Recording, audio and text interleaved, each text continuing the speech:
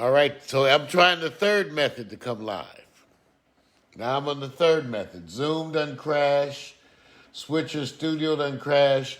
Maybe Facebook is just unable to receive broadcasts this morning. One of the things that's been going on with Facebook is a lot of interruptions. So I don't know, you guys. I got everything hooked up in front of me. Y'all know me.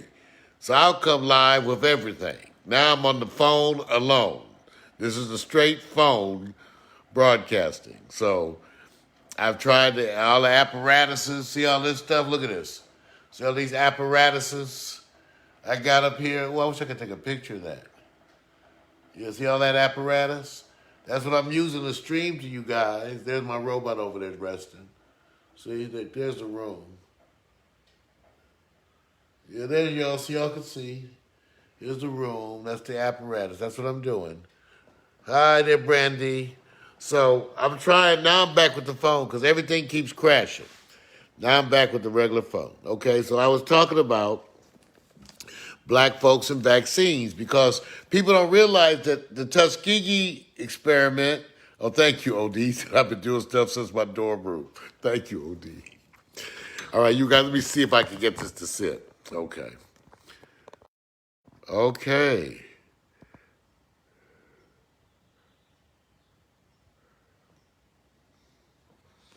I know. Nicola said the conspiracy, all right? He's one of them. So I'm proud to see him and Dr. Marvin Bernard see him in the room. And so I see people, and I got my stylist, Nicola. So we got a bunch of people. So we got people from a variety of backgrounds, some of whom we talk about conspiracies all the time. I do not trust the U.S. government. But what you're seeing around the world, you guys, is that no one can trust their government. It's not just us. What if you're Korean, Chinese? They lying to their people. Governments lie to their people, you guys. This is part of the issue that I've had. I don't know any government to trust. None. Trust yourself. Now, having said that, we can operate in ways that we think are the best for people. The best for people. That's what I've always tried to do, but I'm like you. One of the reasons I worked nights in medicine was because I so couldn't stand the medical establishment, I didn't want to be part of it. And being a doctor who worked nights allowed me to interact with the medical establishment the least. That's why I worked nights. Emergency pediatrics. I just took care of everything, peds. And then leave me the hell alone. See, and I didn't want to be there in the daytime. Kaiser had me on every committee they could find. Gave me 14 merit raises, okay? And didn't listen to shit I ever had to say. But they loved to put me in the meetings. So there you go. So that's kind of like my attitude. And I trained in LA County where I ran the ICU, so I know how they treat you immigrants and black folks and people without money. And you know what's so funny? I'm watching this corona stuff, and the lady said, and if rightly so, she was broke down. We had 4 people died today. I said, when I was at county, we had days where 6 or 7 people died per shift. One night at county, I put 6 babies on ventilators between midnight and 8. 6. Okay? The problem with most of these doctors, and I feel for them because they're not ready for this, is they too are not ready for this much illness coming this fast. If you're a county-trained emergency doctor, you ready. You forged in the fire. You like me. We used to hordes of people coming sicker than shit and faster than anything you can imagine. That's why I trained at the county. So those doctors who are used to that, they're dealing with that. But know that ravages you. I got kind of a PTSD from my training. I do.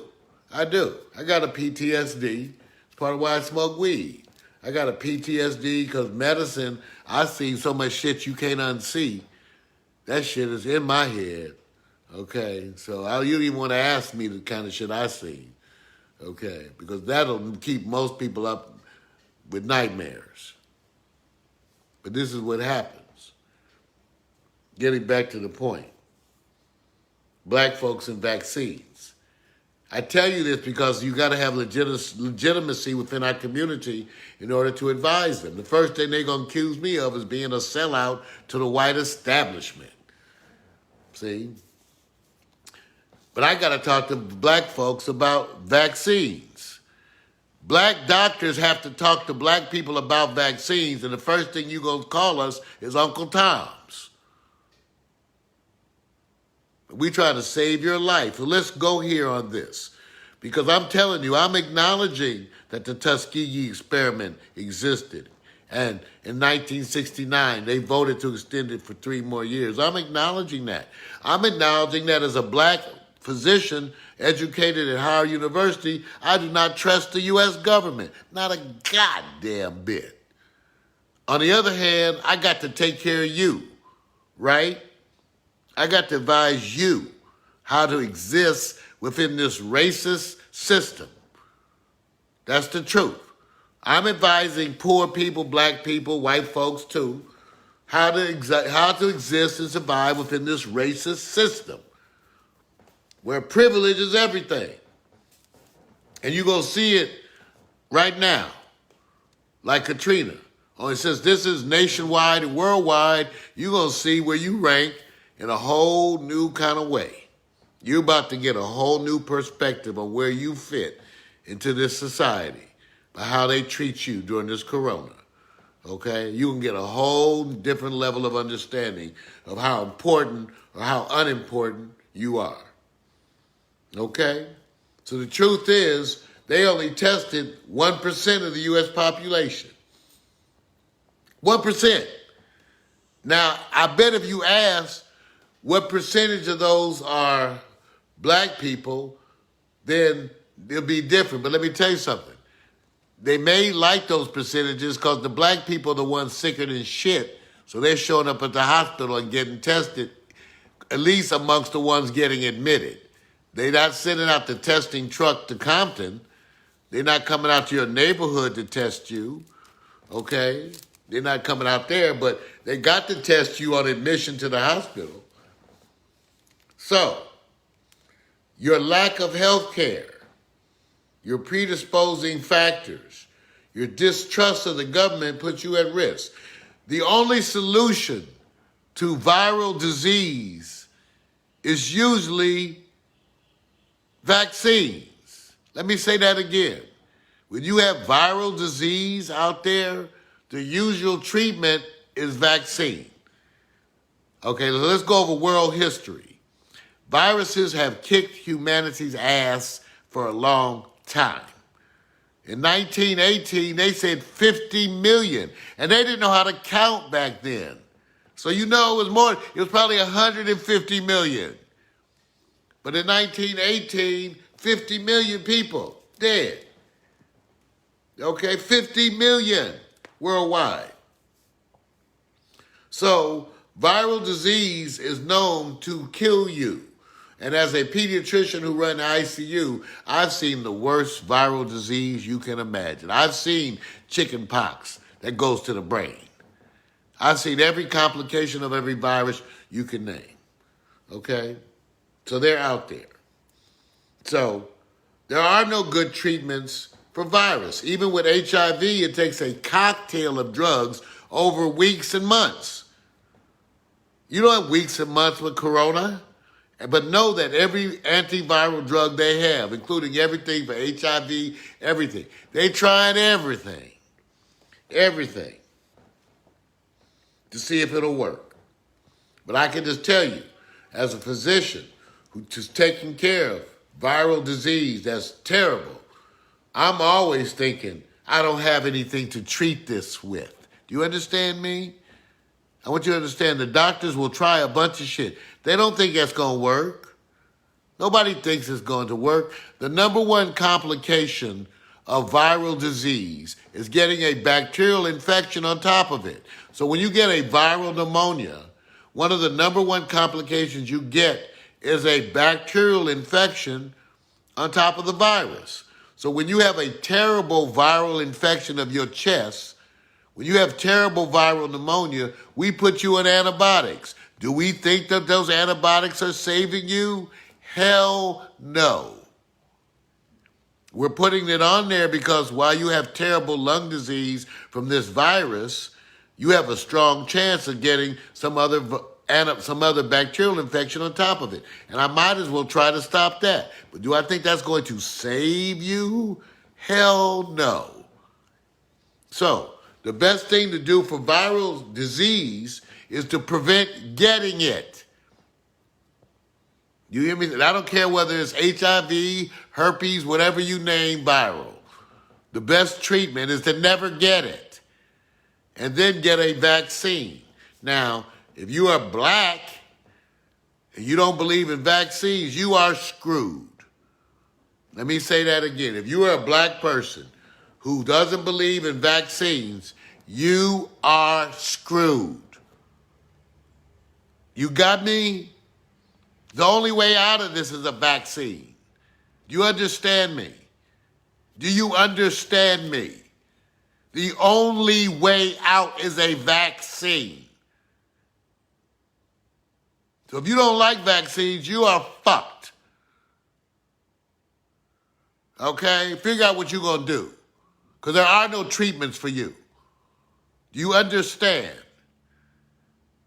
I'm just bringing it home. And social distancing got to go on. See, this is what the part that I'm watching is so stupid. You got to social distance until everybody's been vaccinated. And then some. Let me say it again. You will have to social distance until everybody has been vaccinated. And then some. Is that clear? And I haven't seen any vaccine come out in a year. If they do it, power to them. I love it. But I haven't seen no vaccine come out. That's it. Albert's trying to tell you, that is it. The hope is that you stay at home, don't get the disease till they get the vaccine ready. And vaccines are not 100% effective. Now, the flu vaccine, I told you, 40 to 60% effective. Now, there are vaccines, I was reminded by one of my colleagues, thank you, Anna, that there are vaccines that have much higher rates of effectiveness. So I'm going to be doing a report on some of that because some of the things that we use vaccines for, they have a much higher rate of effectiveness. Even though for a number of them, that effectiveness seems to wane with time. Think about it. Tetanus has to get a booster. Measles, mumps, all that, they have to get boosters. You get boosters because the vaccine wanes. Its effectiveness changes with time. Everything doesn't last forever. Okay? All right? So, I don't know what to tell my people. See, those of us who don't trust the government, I'll just put it to you like this. You have no choice. If you think garlic and herbs and meditation are going to save you from this shit, then you an idiot. Go on, do that. Okay? And please, but meanwhile you doing all that natural this, watch out for your grandma. I'm not against holistic treatment. I just don't want you to kill a bunch of people because you think that you can do some natural immunity boost of something that no one knows anything scientific about and prevent your disease. You will die. Okay? But go and do it. Doesn't hurt to do it, but I would suggest while you do all your immunity boosts, you do some other stuff too. Like keep your ass in the house. How's that? While you do your immunity boost. Because I don't even know what you're boosting. But cool with that. It's all right. There's a lot of anecdotal people who took stuff. I even take herbs. I do. Ginkgo biloba, fish oil, caplet, flaxseed oil. Okay, I do all that. Even did the whole echinacea thing there's even stuff when there is no data, but I recognize when there is no data for some things. Okay? So you could do it. Like I said, I represent the most intense of medicine. And I still don't trust the government, and I still do herb treatments, and I still smoke weed. Okay?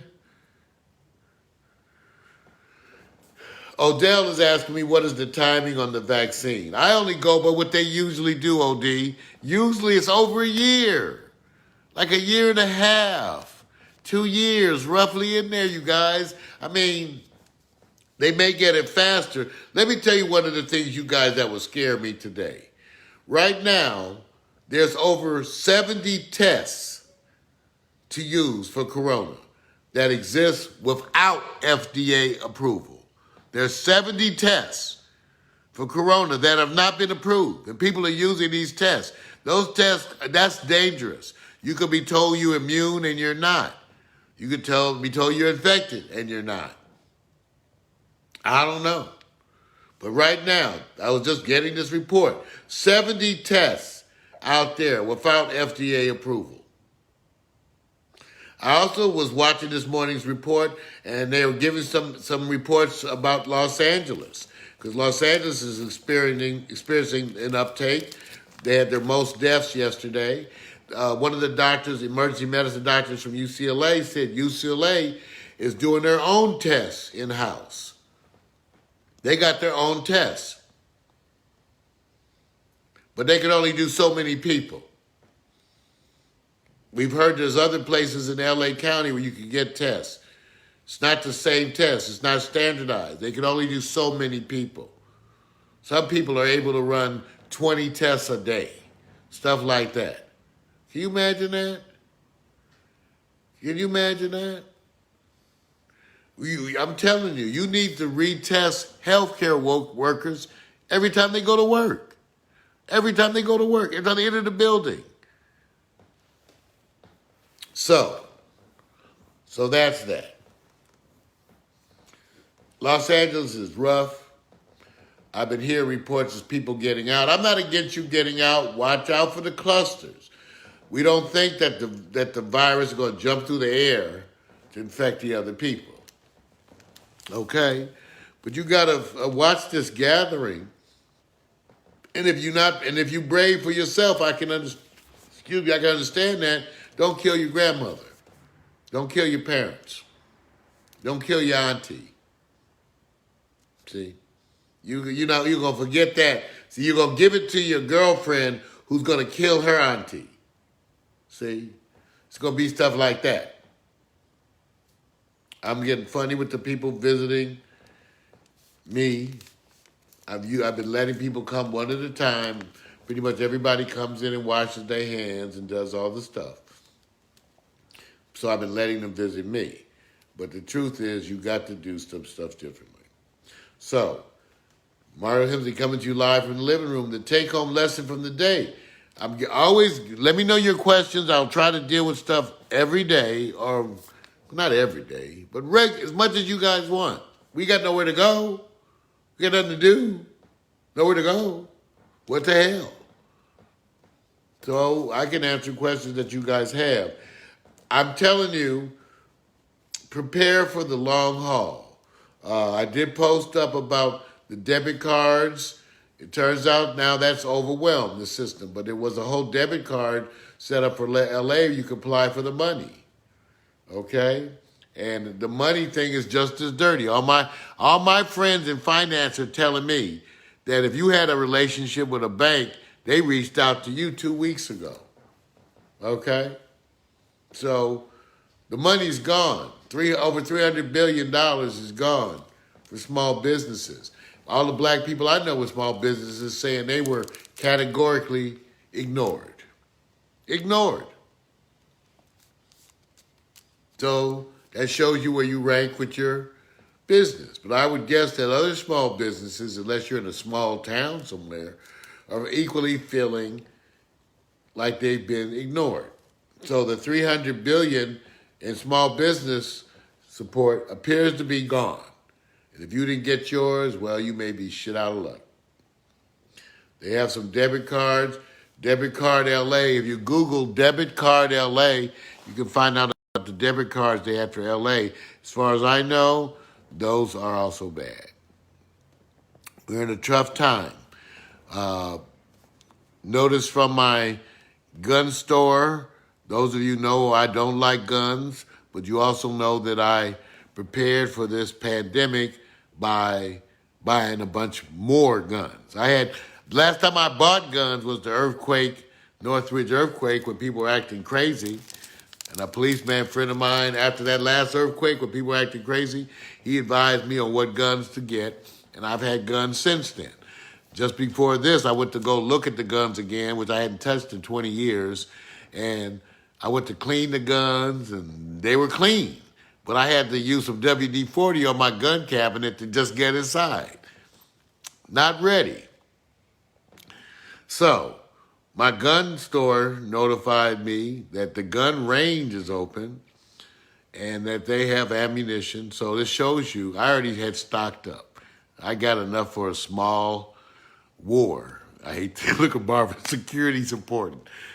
I got like a semi-auto 12 gauge, a semi-auto 20 gauge shotgun, a pump action shotgun, 222 rifles, 3 revolvers, and a 9mm.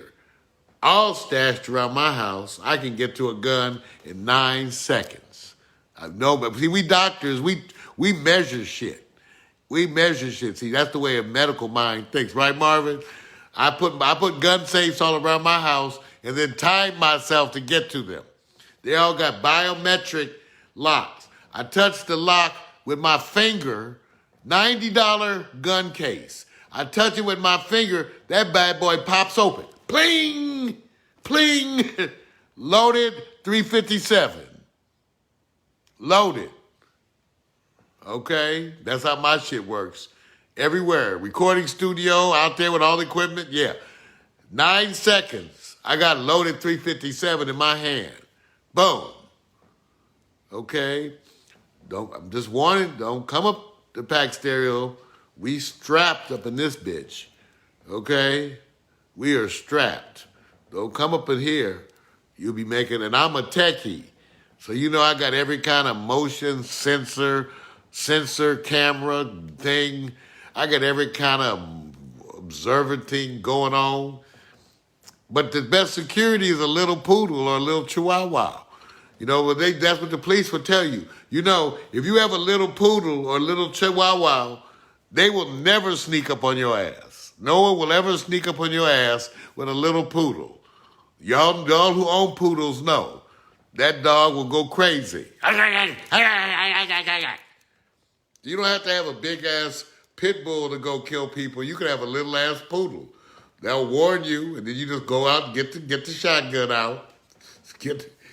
Like I said, I'm just saying, hate to be like that, but the part that the policemen are also telling me, people are starting to get jacked.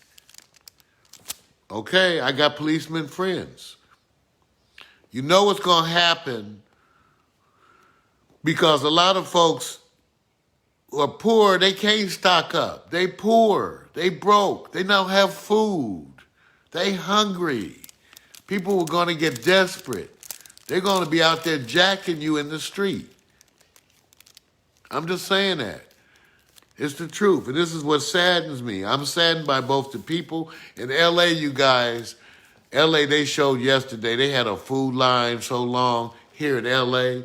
A food line. A food line.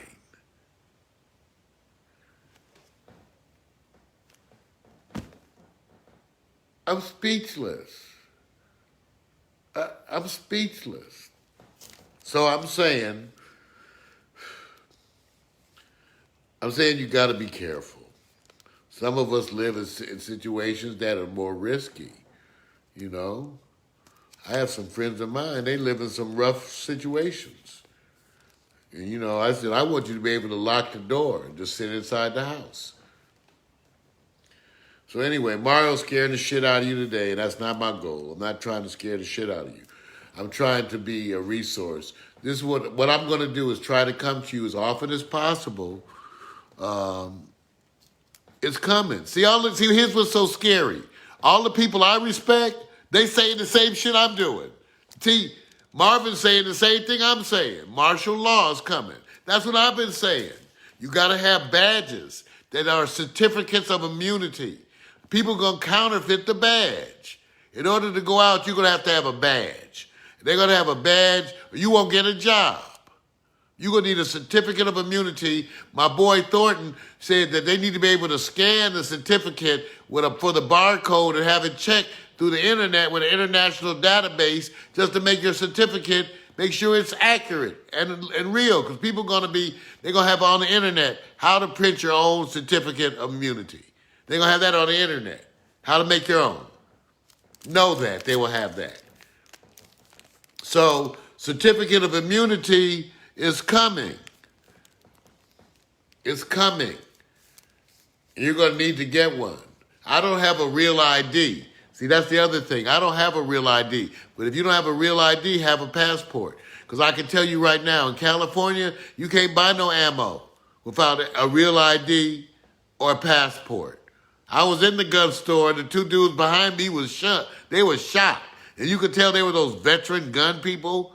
They were like, well, I can't buy. I said, no, if you don't have the real ID or a passport, you ain't buying no ammo. Okay? You ain't buying no ammo. It's coming. So I don't know. Marvin and I, like I said, the black doctor just got arrested, was he? He was handcuffed in Florida because he was trying to do something for the homeless. Black physicians, we have a history of taking care of our people. We work for pies. In the old South, they used to tell me, black doctors had to work for whatever they could get. If you were a black doctor in the community, they would come by and mow your lawn and take care of your place because they couldn't pay you. They couldn't afford to pay you. So black doctors out there, I'm proud of us. I'm proud of black physicians. For the most part, we are there for our people. We are standing up. The vast majority of us have been trained in ways that we know. So I'm proud of black physicians. I am proud of them, okay? And they are stepping forward and doing things because we intend to represent and take care of our communities, period. I told them at a Kaiser meeting. I was at a Kaiser meeting. They were having an earthquake drill, and I was at the Kaiser meeting, and I told them, if you have an earthquake, I'm not coming out here, right? Well, Mario. I said, no. If we have an earthquake, I'm going right down on Crenshaw and set up a little stand. I tell you what, I wear my old Kaiser white coat. I put up a little Kaiser stand. But I told them at Kaiser, we have an earthquake. I ain't coming out here. Y'all be all right. You don't need me. I'm going down in the hood where they don't have shit. I'm going to go take care of them. So you can do whatever you want. Okay? Yeah, homeless. They trying to move the homeless. See, Hodel is talking about they moving homeless off the streets. They trying to find places for the homeless because if you leave the homeless out on the street, that's a big-ass petri dish of disease. So L.A. supposedly has 7,000 rooms. I don't know what they're going to do about the homeless. For Christmas, I donated to a service that what they do is organize the parking lots around the city so that people who were sleeping in their cars could park. It was a service. They were organizing the parking lots around the city, putting up porta potties, having security so that the families that were living in cars could park and feel safe and have a toilet. So I don't know what's happening now. I'm very much worried about our homeless population. Again, I trained at LA County Hospital.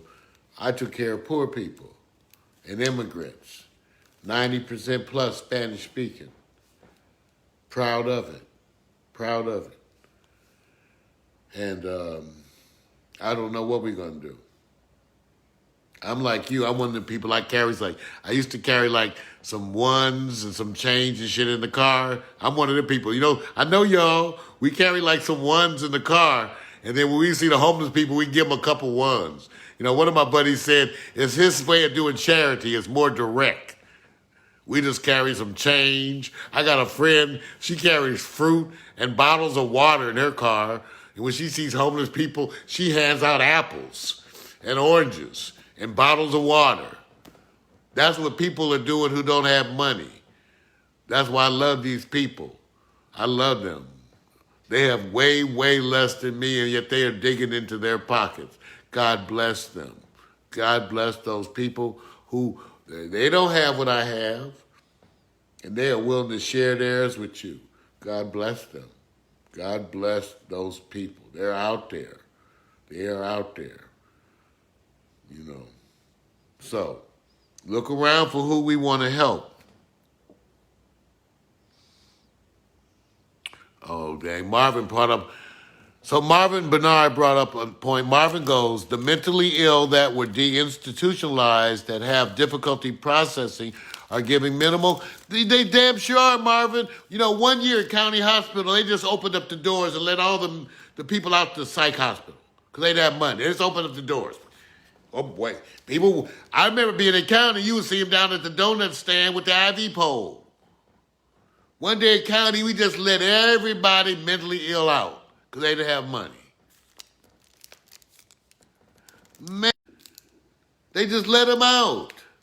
They just homeless, don't know what to do, sick. And I know so many of my parents, y'all. I have so many parents that I knew that were taking care of damaged children. They trying to live to take care of their children. They old as we are, trying to clean the life because no one is going to be around to care for their damaged daughter, their damaged son. They're doing everything they can to live. Everything they can just to live, to take care of their children. That's the stories that exist today. So, I'm going to try to come to you guys often. I'm about to sign off for today.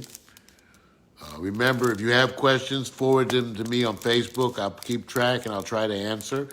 Appreciate the folks who chimed in. Marvin, thank you so much for chiming in. And all the other doctors that I know. I saw you too. I think I saw some other friends. I knew, of course, OD and Sherman Washington, ER doctor Sherman, Howard trained, Howard educated, okay, Cook Hall, and Odell, Howard, a bunch of us Howard people.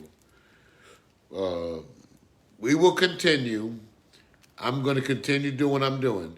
Well, our broadcast machine is 24/7. I'm reaching out across the continent. We got reports coming in from Africa. We're trying to establish a network of independent broadcasters to bring you reports from all over the globe. All of that is happening right now as we speak. So you're going to be hearing from us and other folks. And I am also facilitating. I also have put the word out to every musician that I know. I'll say it here. You guys have got to get going to make some money because you cannot tour. You got to do things like pay-per-view broadcasts. You got to have subscription services.